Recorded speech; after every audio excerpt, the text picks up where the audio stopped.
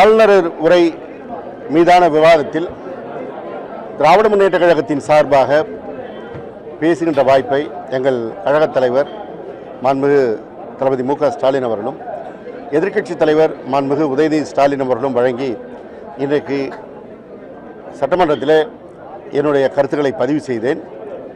அந்த கருத்துக்கள் நேரலையில் வரும் என்று நாங்கள் எதிர்பார்த்தோம். ஆனால் நேரலை வழங்கப்படாத காரணத்தினால் அந்த கருத்துக்களை உங்களிடத்தில் பகிர்ந்து கொள்வதற்காகத்தான் இப்போது உங்களை சந்திக்க வேண்டிய சூழல்.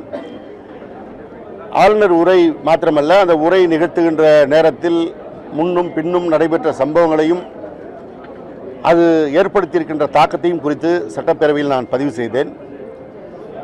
பேரவையிலே ஆளுநர் உரைக்கு முன்பாக தமிழ்த்தாய் வாழ்த்து பாடுவதும் அவருடைய உரைக்கு பின்பாக தேசிய கீதம் பாடுவதும் ஒரு மரபாக தமிழ்நாட்டு சட்டமன்றத்தில் கடைபிடிக்கப்பட்டு வருவதை மீறி நேற்றைக்கு தேசிய கீதத்தை 2 முறை பாட வேண்டிய அவசியம் என்ன என்ற வினாவை நான் எழுப்பினேன்.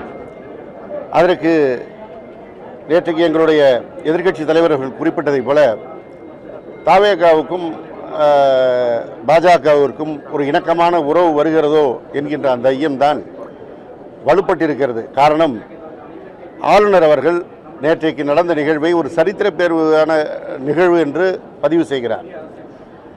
ஆளுநர் உரை நிகழ்த்தியதற்கு ஒரு இணக்கமான முறையிலே உரை நிகழ்த்தி சென்றிருக்கிறார் என்று சட்டப்பேரவை தலைவர் நன்றி தெரிவிக்கிறார்.